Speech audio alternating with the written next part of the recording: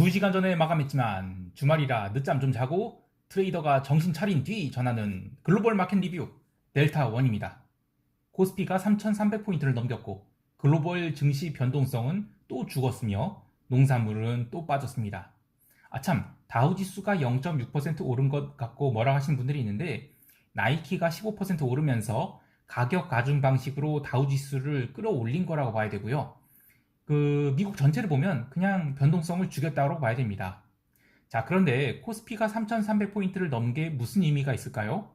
오전장 10시 40분경 고점을 찍었을 때 코스피가 YTD 수익률이 15.4%를 찍었다는 것, 그리고 그 뒤로 줄줄 밀려서 마감은 YTD 수익률 14.99%로 마감을 했다는 사실, 이것이 의미가 무엇일까요? 델타1이 생생한 시황 아시아 세션부터 갑니다. 코스피 시장은 예상 체결가가 또 무지하게 세게 나오면서 이거 콜매도 상당히 스트레스 주겠다 싶었는데, 물론 저는 전일 계획대로 445로 롤링업을 했기 때문에 오전장에 차라리 오버슈팅이 나오면 꾹 참았다가 오후장에 콜 매도를 늘릴 생각이었습니다. 처음 30분 동안 근데 오버슈팅이 안 나왔죠. 이거는 오늘 외국인들이 선물시장에서 초반에는 숏을 쐈기 때문이에요. 사실 이 4갭에서는 숏을 일단 쏘고 보는 게 정석으로 여겨지기 때문이죠. 근데 현물 시장에서는 초반부터 매수가 들어오기 시작했습니다. 그것도 대형주인 삼성전자의 매수가 들어오기 시작하니까 외국인들도 고민이 되는 거죠. 선물 숏을 때려도 밀리질 않으니까요. 결국 선물을 살살 걷어내기 시작했고요. 베이시스가 줄어드니까 콜옵션도 살살 움직이고, 그래서 9시 30분 이후에는 외국인이 GG, 굿겜 치면서 선물을 1시간 동안 무려 5천억을 매수합니다. 이러니 콜 감마가 팍 튀면서 롤링업에 의한 변동성 상승도 나타나고 주시장 참여자들은 환호를 했죠. 근데 저는 이게 오버슈팅이라 계속 보고 있는 이유는 오늘 오전장에 차라리 숏이 나왔으면 큰 폭의 하락이 아닌 435선 지지하거나 박스를 만들면서 다져갈 텐데, 이 오전장에 외국인들이 선물을 확 당기면서 콜 환매가 나왔으면 이번 월물 시작 후 콜옵션이 매도 평균 단가가 크게 위로 올라가게 됩니다. 콜 롤링업을 마치고 나면 시장에 후속 모멘텀이 없을 경우 롤링업에 의한 변동성 증가는 빠르게 줄어들게 되고, 그래서 오전장이 오버슈팅을 인정하되 오후장에는 콜 매도를 쌓아야지 했는데 오전 10시 42분 고점을 찍고 볼을 너무 빨리 죽였어요. 오후에 콜 매도를 쌓긴 했는데 이 좋은 가격이 아니라서 많이 쌓을 수는 없었고, 이제 어쨌든 콜옵션 매도의 평균 단가가 높아져서 시장이 조금만 뭉개져도 콜 445 매도 플러스 435 풋매수의 포지션은 이익 상태로 전환되게 되는데, 물론 콜 매도 이익 때문에 풋매수는 계속 손실 상태죠. 그 전체 서메이션이 이익이라는 뜻이지, 어쨌든 간에 이게 문제가 아닙니다. 근데 뭐가 문제냐면 8월물 옵션에 콜 스마일이 생겼다는 게 문제예요. 시장을 숏으로 본 사람들이 손절매를 했다는 얘기입니다. 손절매가 나왔으면 이제 하락 시작되는 거 아니냐 하지만 그게 아니고 이제 위에서는 기간 조정이 나올 수 있다는 거예요. 그래서 이거 풋매수는 역시 또 한참 고전을 하겠구나 싶습니다. 외국인들은 콜 오버슈팅을 만들기 위해서 선물을 강하게 사서 고점을 만들었지만 그 뒤로는 좀 특이한 현상이 일어났죠. 외국인이 현물 매수가 딱 2,000원까지만 들어오고 더 이상 들어오지 않으면서 선물을 아주 조금씩 정리를 해요. 그래서 고점 441.85에서 슬슬 밀리기 시작하는데 정말이지 딱 5분에 0.05포인트씩 아래로 미는 식으로 지긋지긋하게 내려갑니다. 이렇게 외국인들은 5,000원 넘게 산 선물을 오후 2시까지 죄다 정리해버려요. 이렇게 되면 콜옵션을 좋은 가격에 다 롤링업을 한 것이고 이른바 윗뚜껑을 닫게 된 셈입니다. 옵션 시장에서 하나 볼 것은 개인이 오늘 하루에만 2,700억가량, 2,700계약가량, 27,000계약이네요. 27,000계약가량 풋매도를 했는데 풋옵션을 그동안 사둔 게 없어요. 그러면 이것은 신규 풋매도라고 할 수 있죠. 이거 제가 글을 잘못 썼네. 스크립트 잘못 썼는데, 풋옵션을 그동안 사둔 게 없으니까 이것은 신규 풋매도라고 볼 수 있는 거예요. 그리고 델타를 쫓아가면서 풋매도를 친 거죠. 근데 그것을 외국인이 34,000계약이나 산 거예요. 게다가 외국인이 현물 매수에 대한 해지로 보기 어려운 게 현물 매수는 얼마 하지 않았고 옵션은 추세적으로 매수했기 때문입니다. 이것은 변동성 바닥으로 보는 외국인이 매수라고 봐야 되겠습니다. 자, 이제 초반에 이야기했던 종합주가지수 3,300포인트 돌파의 의미를 다른 각도로 이야기해 볼게요. 글로벌 증시 YTD 수익률 대만이 20%가 넘습니다. 독일도 지난주에 고점 찍을 때 15% 넘겼고요. 이제 우리 시장도 15%를 찍었습니다. 마감해야 좀 밀려서 14.94%로 끝났는데 MSCI 월드 인덱스 대비 우리 증시는 아주 잘 나간 증시예요. 근데 여기서 위로 쭉쭉 뻗으려면 우리 증시에 어떤 모멘텀이 있어야 되는데 저는 모멘텀을 찾지 못하겠어요. 엊그제부터 돌아다니기 시작하는 3Q의 그 삼성전자를 바이콜하는 리포트가 있는데 삼성전자에 대한 의견은 뭐 워낙 다양하긴 해요. 근데 저는 내용 자체는 공감합니다. 근데 자꾸 물음표가 붙는 게 뭐냐면 돈 있니? 그러니까 삼성전자 살 돈 있니? 이겁니다. 돈이 없으면 어떻게 하겠어요? 다른 걸 팔아서 삼성전자 사야겠죠? 이러면 지수는 오전에 올랐다가 오후에 밀리는 패턴이 나옵니다. 그러면 변동성만 계속 죽어나가고 게다가 삼성전자에 대한 개인 매물이 시장 압박하면 과연 계속 오를 수 있을까 싶어요. 오늘 증시가 3,300포인트 돌파하면서 개인이 삼성전자와 하이닉스를 총 3천억가량 매도를 했고 나머지 5천억 매도는 인덱스 매수가 들어오면서 골고루 매도가 나왔지만 인덱스 매수가 들어온 것은 외국인이 선물 매도를 위로 강하게 거두면서 오늘 장중 베이시스가 계속 좋아졌기 때문이에요. 장중 베이시스가 좋아졌다는 얘기는 뭐 좋은 현상이지만 그 좋아진 베이시스 위에 외국인이 선물 매수를 아주 조심스럽게 다 치웠습니다. 그렇다면 외국인은 콜옵션으로 일단 한 사이클을 다 해먹었다는 얘기고 여기서 위로 또 한 사이클을 해먹으려면 시간이 필요합니다. 반면 아래로 한 사이클을 해먹으려면 주 초반에 미결을 모으는 과정이 필요하죠. 따라서 둘 다 시간이 필요하기 때문에 콜 445 매도가 이익이 난 대로 풋 435 매수는 그대로 둔 채 풋 420 매도를 쌓아서 약세 스프레드로 전환함과 동시에 위쪽은 닫는 포지션으로 전환할 계획입니다. 이 포지션은 폭등과 폭락은 쉽지 않다. 하지만 시간이 지나면 아래로 내려올 수 있다라는 것을 염두에 둔 포지션입니다. 이게 제가 시장을 바라보는 뷰입니다. 자, 여기까지 하고 유럽 세션 갈게요.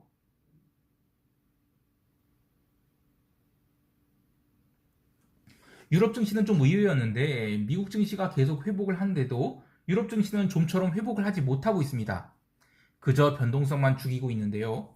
장중에 급락을 한 것은 아니고 마이너스 0.2%대 하락을 했다가 그냥 마감 때 보합으로 끝났지만 사실 오늘 확실하게 올라줘야만 유럽 시장이 그 3분기에도 좋을 것이다 라는 생각을 하는데 계속 못 믿어온 상태입니다. 통화시장이나 상품시장도 참 조용했는데요. 그나마 조금 움직인 것은 채권시장이었습니다. 오늘 독일 10년물이 마이너스 0.3% 하락을 하면서 제가 지난 그 5월에 청산한 가격까지 내려왔는데요.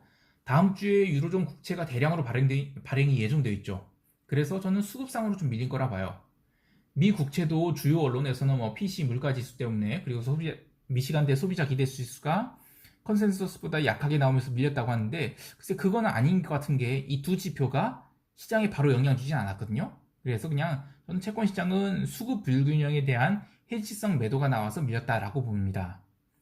통화시장이나 골드도 똑같았어요. 골드가 목요일에 그 옵션 만기 이후로 늘려놨던 매도를 위로 풀면서 유럽 세션 초반부터 위로 기어오르기 시작했는데요. 계속 기어오르면서 위로 와도 위쪽으로 방향을 트는 듯 했습니다.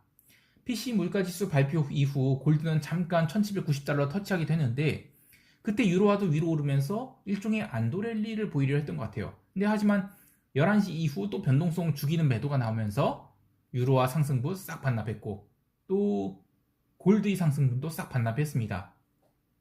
그래서 미국 세션 점심 이후에는 아예 손절매까지 나왔죠. 그래서 통화도 보합, 골드도 강보합인데 전체적으로 시장의 변동성이 다 죽는 것 같은데 기름은 다음 주 오펙 앞두고 유럽 세션에서 매수세가 좀 처음엔 들어왔는데 미국 세션 초반에 오펙이 뭐 증산을 고려할 것이라는 루머가 나오면서 잠깐 밀렸어요. 근데 그것도 또 빠르게 회복하면서 종가 고가로 끝났습니다. 저는 75달러 콜 매도를 그저께부터 쌓기 시작을 했는데 어제 급락 때 좀 줄이긴 했지만 오늘 다시 쌓질 않았어요. 왜냐면 일단 주말을 앞두고 포지션을 키우고 싶지 않은 마음이 참 크고 그 다음에 이번 오펙을 기점으로 한 번 더 슈팅을 줄 수 있는 가능성이 있다고 봐요. 그래서 저는 적극적으로 매도를 쌓지는 않고 있습니다. 참고로 오늘 새벽에 발표된 그 오일리그 카운터는 한 개 줄었어요. 그래서 372개로 나왔는데 좀 이상하죠? 기름값은 계속 올라가는데 이게 오일리그를 늘리지 않는다? 이게 이렇게 해석될 수 있어요. 오일리그는 이 신규 투자가 계속 이루어져야 됩니다. 장비를 몇 년 묵혀두면 썩게 되죠. 그래서 새 장비 사줘야 되는데 신재생 나발을 불고 있는 바이든 정부 하에 투자를 하기가 버거운 겁니다. 이러니 기름값이 오일리그 새로 오픈하는 것에 비해서 더 빠르게 올라요.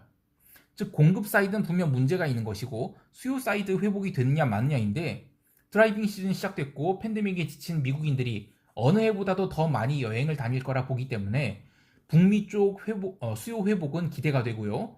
아시아가 과연 회복될 것인가 이것이 또 문제인데 여기에는 이란이 공급 재개 이슈가 있죠. 여러 가지 애매한 상황이라서 기름 시장도 고점에서 팍 꺾일 상황은 아니고 또 오버슈팅도 쉽진 않죠. 근데 어쨌든 오펙을 기점으로는 오버슈팅이 나온다. 그러면 그 다음에는 좀 가라앉지 않을까 이렇게 봐요. 그래서 저는 푼 매수는 아니라고 봐서 그래서 콜 75달러를 매도 쌓는 것으로 대응하는 것입니다. 자, 이렇게 보면 변동성 축소라는 게 자산시장 전체에서 나타나는 것 같은데 참 대응하기가 어려워지고 있어요. 자, 이제 미국 세션 갈게요.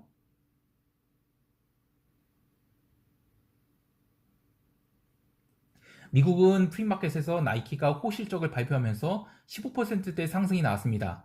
그러면서 다우지수가 계속 올랐는데 이 다우지수가 가격 가중 방식이죠. 그래서 이렇게 특별 종목이 그렇게 강한 반등을 하면 상승을 하면 다우지수가 연속적으로 상승합니다. 그리고 거기에 그 은행주가 반등을 했어요. 그래서 다우지수 0.6% 상승을 이끌어냈습니다.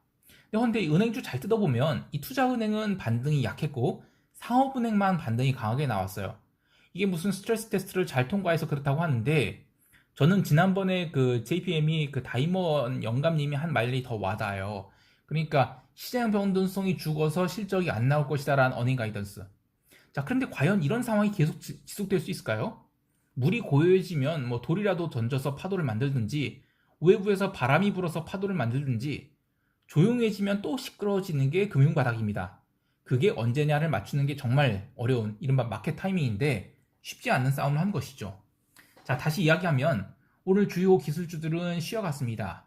그런데 고점에서 쉰 거라 이게 바로 하락으로 연결되기는 어렵고 다음 주 후반에 7월 1일 3분기 첫 거래일이 시작될 때 방향성을 보여줄 것 같아요. 월말 원초가 되면 리밸런싱이 나오죠. 근데 과연 3분기에 성장 주냐 아니면 가치 주냐 하는 식이 이 테마를 가진 매매들이 있을 것이고 초반에는 그런 방향성을 노린 플레이들이 있을 것입니다. 근데 지금까지 컨센서스는 그냥 본격적인 변동성 확대는 시간이 필요하다라는 생각이 들어요. 그리고 일부 언론에서 지적한 것처럼 이 옵션이 기간 구조, 그러니까 텀 스트럭처라고 하죠. 이게 근월물이 고평가되어 있어요. 그러니까 지수가 이번에 급반등을 했다고 하지만 변동성 선물은 제대로 죽지 않은 건데요.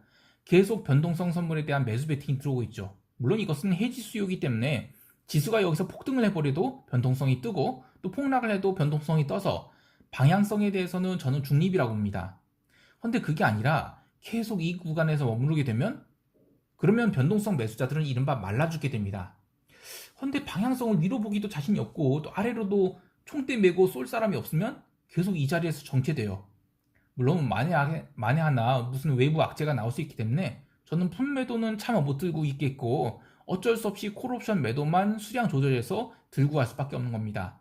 그래서 요즘 콜옵션이 상대적으로 거래량도 적고 저평가되어 있어요. 이것은 작년 8월에 올해 초까지 있었던 콜옵션이 과수요에 비하면 참 달라진 현상입니다. 자, 결론적으로 이야기하자면 오늘 미국 시장은 별 볼 일 없는 재미없는 시장이고 다음 주 초에도 그러지 않을까 싶어요. 자, 이제 시장 총평하면서 대응 전략 이야기할게요.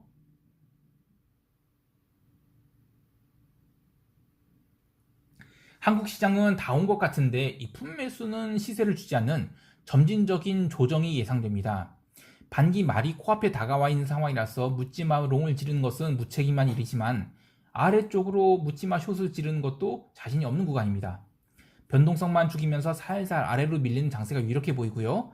따라서 콜 445 매도에 풋 435 매수를 들고 간 전략은 그대로 유지하겠습니다. 혹여 무슨 이유가 됐던 급락이 나오게 되면 풋 420을 매도해서 아래쪽을 닫아두겠지만 가장 이상적인 것은 시초가가 강보합 출발 이후 살살 밀리는 그런 게 나와야 아래쪽을 볼 수 있겠어요. 그래서 월요일은 일단 초반에 445 1.35 정도 위쪽을 테스트하다가 위쪽 테스트에 실패하면 아래로 밀리는 그런 재미없는 장이 되지 않을까 합니다.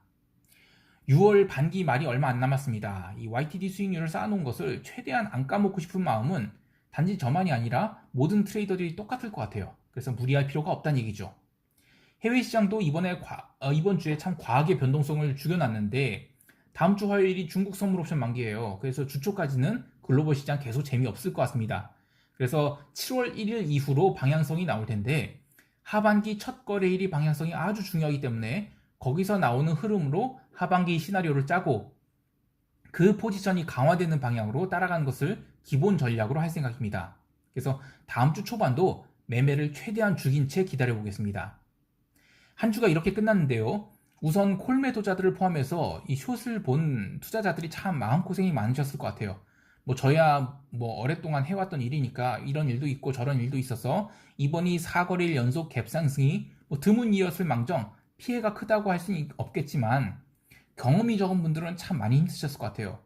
위로를 드립니다. 뭐 물론 투자의 판단은 각자에 달려 있고 뭐 손익도 각자의 귀속된다는 그런 컴플라이언스 문구가 있지만 그런 거 다 집어치우고 진심으로 위로 드립니다. 멤버십 회원분들께는 실시간으로 코멘트 해드린 것처럼 질문을 계속 달아주시면 소통을 하겠습니다. 그리고 멤버십 가입 버튼 안 보인다는 분들은 영상이 페이지를 새로 고침하든지 아니면 PC에서 접속해서 유튜브 채널을 보시면 가입 버튼이 보인다고 하니까 참조하시기 바랍니다. 한 주 고생 많으셨습니다. 참고로 쉐린이는 오늘 코로나 검사를 받아서 묵묵부답입니다. 즐거운 주말 되시고요. 이상 델타원이었습니다. 감사합니다.